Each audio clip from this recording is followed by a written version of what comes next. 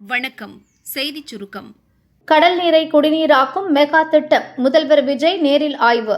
சென்னை மக்களின் குடிநீர் தேவையை தீர்க்க 2003-2004 ஆண்டில் கடல் நீரை குடிநீராக்கும் திட்டம் அறிவிக்கப்பட்டது. மீஞ்சூர், காட்டுப்பள்ளி மற்றும் நெம்மேலி ஆகிய இடங்களில் தினமும் தலா 10 கோடி லிட்டர் கொள்ளளவு கொண்ட சுத்திகரிப்பு நிலையங்கள் அமைக்கப்பட்டு குடிநீர் விநியோகம் செய்யப்பட்டு வருகிறது.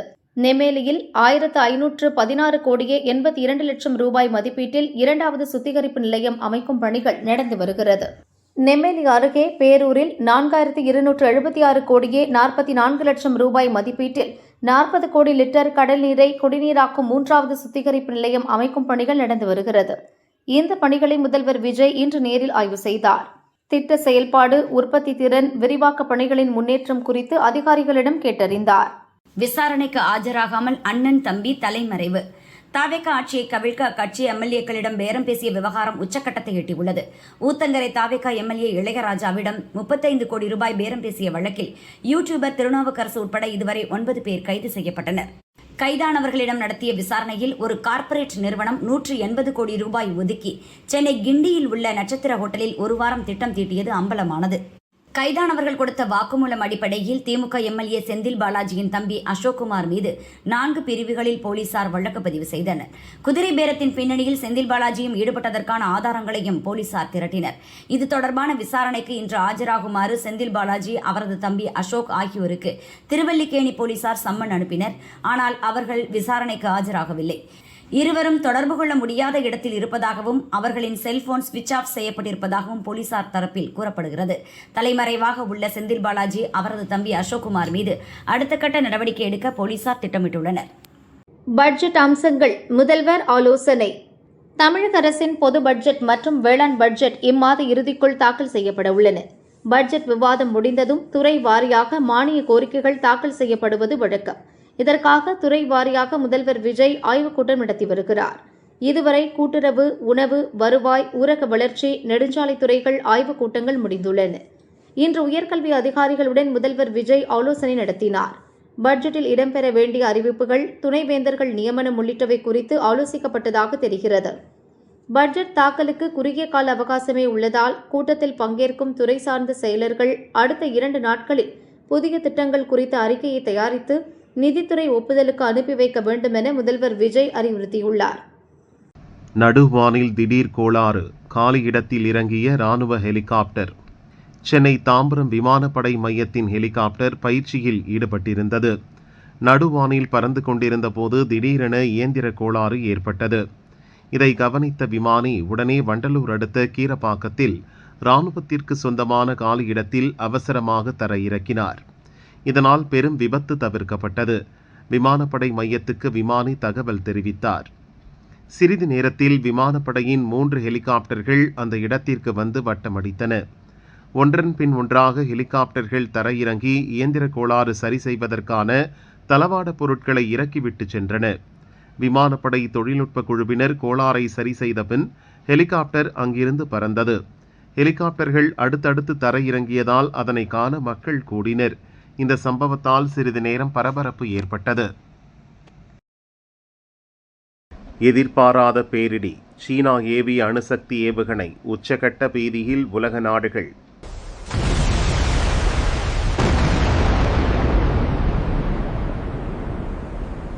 தென்சீன கடல் மற்றும் பசிபிக் பெருங்கடல் பகுதிகளில் சீனா தனது இராணுவ ஆதிக்கத்தை நிலைநாட்ட திட்டமிட்டுள்ளது. இதன் ஒரு பகுதியாக அணுசக்தியால் இயங்கும் நீர்மூழ்கி கப்பலில் இருந்து நீண்ட தூரம் பாயும் ஏவுகணையை சோதனை செய்துள்ளது. இந்த சோதனை திங்களன்று மதியம் 12 மணி அளவில் நடத்தப்பட்டது. இந்த ஏவுகணையில் உண்மையான அணு ஆயுதத்திற்கு பதிலாக சோதனைக்காக பயன்படுத்தப்படும் டம்மி வெடிபொருள் பொருத்தப்பட்டிருந்தது. அது திட்டமிட்டபடி பசிபிக் கடலின் சர்வதேச பகுதியில் துல்லியமாக விழுந்தது என சீன அரசு தெரிவித்துள்ளது. இது எங்களது வழக்கமான வருடாந்திர இராணுவ பயிற்சியின் ஒரு பகுதி. சர்வதேச சட்டங்களுக்கு உட்பட்டே இந்த சோதனை நடத்தப்பட்டுள்ளது. எந்த ஒரு குறிப்பிட்ட நாட்டையோ இலக்கையோ குறிவைத்து நடத்தப்படவில்லை என விளக்கம் அளித்துள்ளது. இந்த ஏவுகணை சோதனை தற்செயலாக நடக்கவில்லை. இதன் பின்னணியில் பல முக்கிய அரசியல் காரணங்கள் இருப்பதாகவும் சர்வதேச பாதுகாப்பு நிபுணர்கள் சொல்கின்றனர். ஆஸ்திரேலியாவும் பசிபிக் தீவு நாடான ஃபிஜியும் பசிபிக் பகுதியில் சீனாவின் ஆதிக்கத்தை கட்டுப்படுத்தும் நோக்கில் ஒரு புதிய பாதுகாப்பு ஒப்பந்தம் கையெழுத்தானது. அது கையெழுத்திடப்பட்ட சில மணி நேரங்களிலேயே சீனா இந்த ஏவுகணை சோதனையை நடத்தியுள்ளது. தொடர்ந்து சீனாவின் கிழக்கு கடற்கரை பகுதியான கிங்டாவோ அருகில் சீனாவும் ரஷ்யாவும் இணைந்து தங்களின் வருடாந்திர கூட்டு கடற்படை பயிற்சியை தொடங்கியுள்ளன. சீனாவின் இந்த நடவடிக்கைக்கு ஆஸ்திரேலியா, நியூசிலாந்து, ஜப்பான் மற்றும் தைவான் நாடுகள் கண்டனம் தெரிவித்துள்ளன. 1986 ராரோடோங்கா ஒப்பந்தத்தின்படி தென் பசிபிக் பகுதி அணு ஆயுதங்கள் அற்ற மண்டலமாக அறிவிக்கப்பட்டுள்ளது. இந்த மண்டலத்திற்குள் சீனா ஏவுகணையை செலுத்தியுள்ளது பெரும் கவலையை ஏற்படுத்தியுள்ளதாக நியூசிலாந்து தெரிவித்துள்ளது. சோதனை நடப்பதற்கு சில மணி நேரங்களுக்கு முன்புதான் சீனா தங்களுக்கு தகவல் கொடுத்ததாகவும் நியூசிலாந்து குற்றம் சாட்டியுள்ளது. இந்த நடவடிக்கை பசிபிக் பிராந்தியத்தின் ஸ்திரத்தன்மையை சீர்குலைக்கும் வகையில் இருப்பதாக ஆஸ்திரேலிய வெளியுறவுத்துறை அமைச்சர் பென்னி வாங் கவலை தெரிவித்துள்ளார். சீனாவின் ஏவுகணை தங்களின் வான்வெளி மற்றும் பாதுகாப்பிற்கு அச்சுறுத்தலாக அமையலாம் என ஜப்பான் அரசு கூறியது. சீனாவிடம் தற்போது 6 அணு ஆயுத ஏவுகணை நீர்மூழ்கி கப்பல்களும் 59 அணுசக்தியால் இயங்கும் தாக்குதல் நீர்மூழ்கி கப்பல்களும் இருப்பதாக கூறப்படுகிறது. அமெரிக்க பாதுகாப்பு தலைமையகமான பென்டகனின் அறிக்கையின்படி சீனாவிடம் 2024 சுமார் 600 அணு ஆயுதங்கள் இருந்தன. இது 2030க்குள் 1000க்கும் அதிகமாக உயரக்கூடும் என கணிக்கப்பட்டுள்ளது. தென்சீன கடல் பகுதியில் சீனா தொடர்ந்து நடத்தி வரும் போர் ஒத்திகைகள் பிலிப்பைன்ஸ், இந்தோனேஷியா, தென்கொரியா போன்ற நாடுகளுக்கு ஏற்கனவே அச்சுறுத்தலாக உள்ளது. தற்போது பசிபிக் பெருங்கடலில் நடத்தியுள்ள இந்த நீர்மூழ்கி ஏவுகணை சோதனை உலக நாடுகளிடையே பெரும் பரபரப்பை ஏற்படுத்தியுள்ளது.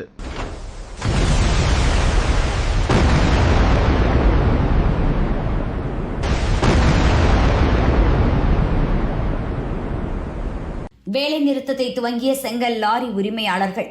கோவை மாவட்டம் தடாகம் பகுதியில் செங்கல் லாரி உரிமையாளர்கள் சங்கத்தினர் அடையாள வேலைநிறுத்த போராட்டத்தை துவங்கியுள்ளனர். 3 நாட்கள் இந்த போராட்டம் நடக்கிறது. எரிபொருள், உதிரி பாகங்கள் விலை உயர்வு, ஜிபிஎஸ் கருவி, எஃப்சி, இன்சூரன்ஸ் கட்டண உயர்வு மற்றும் சாலை வரி உயர்வை கண்டித்து இந்த போராட்டம் நடக்கிறது. மேலும் லாரிகளில் அதிக எடையேற்ற மாட்டோம், ஜிஎஸ்டி பில் இல்லாமல் வாகனங்களை இயக்க மாட்டோம் என லாரி உரிமையாளர்கள் கூறியுள்ளனர். இதனால் செங்கல் விலை சிறிது உயர வாய்ப்புள்ளது. பொதுமக்கள் தங்களுக்கு ஆதரவு தர வேண்டும் என செங்கல் லாரி உரிமையாளர்கள் சங்கத்தினர் கேட்டுக்கொண்டுள்ளனர்.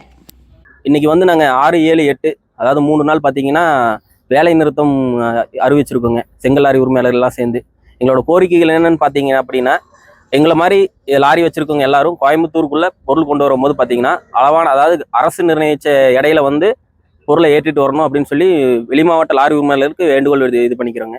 அப்புறம் இன்னொன்று என்னென்னா, பொதுமக்கள் கிட்ட ஒரு சின்ன கோரிக்கைங்க. இதனால பார்த்தீங்கன்னா நாங்கள் இந்த அளவான எடையை ஓட்டும் போது பார்த்தீங்க அப்படின்னா செங்கலோட விலை சற்று அதிகரிக்கும். அதுக்கு பொதுமக்களும் கட்டுமானத்துறை சேர்ந்த எல்லாரும் ஒத்துழைப்பு கொடுக்கணுங்க. இது எங்களோட தனிப்பட்ட இது கிடையாது. தமிழ்நாடு முழுக்க இருக்கிற ஒட்டுமொத்த லாரி உரிமையாளருக்காக நாங்கள் பேசுகிறோங்க. இதில் நாங்கள் கோவை மாவட்ட லாரி உரிமையாளர்கள் பார்த்தீங்கன்னா இப்போ இந்த 3 நாள் வேலை நிறுத்தம் இது பண்ணியிருக்கோம். இன்னைக்கு முதல் நாளுங்க. இப்போ இன்னைக்கு ஒரு நாளில் மட்டும் ஒரு 300 லாரிகள் ஓடாமல் நிறுத்தி வைக்கப்பட்டிருக்கு. விடாமல் கொட்டும் கனமழை, ரயில்கள் ரத்து, சாலைகள் துண்டிப்பு. தென்மேற்கு பருவமழை தீவிரமடைந்துள்ள நிலையில் கேரளா, கர்நாடகா, கோவா மாநிலங்களின் பல்வேறு பகுதிகளில் கனமழை பெய்து வருகிறது. மகாராஷ்டிராவின் மும்பை, தானே, பால்கர், புனே, குஜராத்தின் வல்சாட், வாபி, அகமதாபாத், சூரத் உள்ளிட்ட நகரங்களில் கனமழை விடாமல் கொட்டி தீர்ப்பதால் மக்களின் இயல்பு வாழ்க்கை முற்றிலும் முடங்கியுள்ளது. மும்பை மகாபல்லேஸ்வரில் பாலம் இடிந்து விழுந்ததில் சாலை போக்குவரத்து துண்டிக்கப்பட்டுள்ளது. மும்பையின் பல பகுதிகளை வெள்ளம் சூழ்ந்துள்ளதால் மாநகர் முழுதும் வெள்ளத்தில் மிதக்கிறது. கடந்த 24 மணி நேரத்தில் மும்பையின் மைய பகுதியில் 20 சென்டிமீட்டர் மழை பெய்தது. புறநகர் பகுதிகளின் சில இடங்களில் 30 சென்டிமீட்டர் மழை பெய்ததால் மக்கள் பீதியடைந்தனர். வீடுகள், தாழ்வான பகுதிகளுக்குள் மழைநீர் புகுந்ததால் இயல்பு வாழ்க்கை பாதிக்கப்பட்டுள்ளது. மும்பை, புனே இடையே தேசிய நெடுஞ்சாலையில் பெரும் சேதம் ஏற்பட்டுள்ளதால் சாலை போக்குவரத்து துண்டிக்கப்பட்டுள்ளது. ரயில் வழித்தடங்களில் நீர் தேங்கி நிற்பதாலும் பல இடங்களில் நிலச்சரிவு ஏற்பட்டதாலும் 16 ரயில்கள் ரத்து செய்யப்பட்டுள்ளன. 13க்கும் மேற்பட்ட ரயில்கள் மாற்றுப்பாதையில் திருப்பிவிடப்பட்டுள்ளன. கனமழையால் மும்பையில் விமான சேவையும் பாதிக்கப்பட்டுள்ளது. மும்பையில் கட்டடம் இடிந்து விழுந்ததில் 6 பேர் பலியாகினர். பால்கர் மற்றும் ராய்கட் மாவட்டத்திலும் கனமழையால் உயிரிழப்புகள் நேர்ந்துள்ளதாக மாநில அரசு அதிகாரப்பூர்வமாக அறிவித்துள்ளது. பல இடங்களில் மரங்கள் முறிந்து விழுந்ததில் வாகன ஓட்டிகள் காயமடைந்தனர். கடந்த 3 முதல் 4 நாட்களில் மழை பாதிப்புகளால் உயிரிழந்தோர் எண்ணிக்கை 13ஆக உயர்ந்துள்ளதாக மகாராஷ்டிரா மாநில அரசு தெரிவித்துள்ளது. மும்பை மற்றும் புறநகர் பகுதிகளில் அதி கனமழை தொடரும் என வானிலை மையம் ரெட் அலர்ட் விடுத்துள்ளது. ஒடிசா, ஜார்க்கண்ட், டெல்லி, கேரளா உள்ளிட்ட மாநிலங்களிலும் கனமழை வெளுத்து வாங்கி வருகிறது. சத்தீஸ்கர் மாநிலத்தில் கடந்த 3 நாட்களாக கனமழை வெளுத்து வாங்கி வருகிறது. பருவமழை தீவிரமடைந்துள்ளதால் கோவா, குஜராத் மாநிலங்களிலும் மழை வெளுத்து வாங்கி வருகிறது. மேற்கு, மத்திய மற்றும் கிழக்கு மாநிலங்களில் கனமழை பெய்வதால் தமிழகத்திற்கு வடக்கே ரயில் சேவை பெருமளவு பாதிக்கப்பட்டுள்ளது. வட மாநிலங்களில் ஓடும் ரயில்களும் அங்கிருந்து தெற்கு நோக்கி வரும் ரயில்களும் தாமதமாக இயக்கப்படுவதால் பயணிகள் சிரமத்திற்கு ஆளாகியுள்ளனர். இந்நிலையில் தமிழகத்தின் மேற்கு தொடர்ச்சி மலை மாவட்டங்களில் இன்று முதல் 8ஆம் தேதி வரை கனமழைக்கு வாய்ப்புள்ளதாக வானிலை ஆய்வு மையம் எச்சரித்துள்ளது. பலத்த சூறைக்காற்றுடன் கொட்டப்போகும் கனமழை. வானிலை மையம் எச்சரிக்கை. தமிழகம், புதுச்சேரியில் இன்று முதல் 8ஆம் தேதி வரை ஓரிரு இடங்களில் கனமழை மற்றும் பல இடங்களில் லேசான மழைக்கு வாய்ப்புள்ளதாக வானிலை ஆய்வு மையம் அறிவித்துள்ளது. சராசரி கடல் மட்டத்தில் தெற்கு குஜராத்திலிருந்து வடக்கு கேரளா வரை காற்றழுத்த தாழ்வு பாதை நிலவுகிறது. இதன் காரணமாக இன்று முதல் வரும் 8ஆம் தேதி வரை மேற்கு தொடர்ச்சி மலை ஒட்டிய மாவட்டங்களில் பலத்த காற்றுடன் கனமழை பெய்யும் என அறிவிப்பு வெளியாகியுள்ளது. நீலகிரி, கோயம்புத்தூர், திண்டுக்கல், தேனி, தென்காசி, திருநெல்வேலி, கன்னியாகுமரி மாவட்டங்களில் கனமழை பெய்யக்கூடும் என எதிர்பார்க்கப்படுகிறது. 6ஆம் தேதி மதியம் வரையிலான 24 மணி நேரத்தில் அதிகபட்சமாக நீலகிரி மாவட்டம் கூடலூர் பஜாரில் 26 மில்லிமீட்டர் மழை பதிவாகியுள்ளது. அதிகபட்ச வெப்பநிலையாக தொண்டியில் 37 டிகிரி செல்சியஸ், குறைந்தபட்சமாக தருமபுரியில் 22.3 டிகிரி செல்சியஸ் வெப்பம் பதிவானது. மலை பிரதேசமான கொடைக்கானலில் 10.8 டிகிரி செல்சியஸ் வெப்பம் பதிவானது. சென்னை, நாகப்பட்டினம், வேலூர் மாவட்டங்களிலும் காரைக்கால் பகுதிகளிலும் 2 முதல் 4 டிகிரி செல்சியஸ் வெப்பநிலை அதிகரித்துள்ளது. நீலகிரி, தஞ்சாவூர், கடலூர், சேலம், தருமபுரி, திருப்பத்தூர், திருவள்ளூர், கன்னியாகுமரி, திண்டுக்கல், திருச்சி, ராமநாதபுரம் மாவட்டங்களில் 2 முதல் 4 டிகிரி செல்சியஸ் வெப்பம் குறைந்துள்ளது. தமிழகத்தின் பிற மாவட்டங்களில் வெப்பநிலையில் பெரிய மாற்றமில்லை. சென்னை மற்றும் புறநகர் பகுதிகளில் இன்றும் நாளையும் வானம் மேகமூட்டத்துடன் காணப்படும். வடக்கு ஆந்திர கடலோர பகுதிகள், மத்திய வங்கக்கடல் பகுதிகளில் இன்றும் நாளையும் மணிக்கு 40 முதல் 50 கிலோமீட்டர் வேகத்திற்கு சூறைக்காற்று வீசும் என மீனவர்களுக்கான எச்சரிக்கையாக அறிவிக்கப்பட்டுள்ளது. இன்று முதல் 10ஆம் தேதி வரை கொங்கன், கோவா கடலோர பகுதிகள், கேரளா, கர்நாடகா கடலோர பகுதிகள், லட்சத்தீவுகளை ஒட்டிய பகுதிகளில் மணிக்கு 50 70 கிலோமீட்டர் வேகத்தில் சூறைக்காற்று வீசும் என்பதால் மீனவர்கள் கடலுக்கு செல்ல வேண்டாம் என அறிவுறுத்தப்பட்டுள்ளனர். ஜூன் 1ஆம் தேதி முதல் ஜூலை 6ஆம் தேதி வரையிலான காலகட்டத்தில் தமிழகம், புதுச்சேரியில் இயல்பு மழை அளவை விட 27% அதிகம் பெய்துள்ளதாக வானிலை ஆய்வு மைய அறிக்கையில் தெரிவிக்கப்பட்டுள்ளது. படம் ரிலீஸ் ஆகி 3 மாதங்களுக்கு பின் வந்தது தடை. இளையராஜா தொடர்ந்த வழக்கில் உத்தரவு.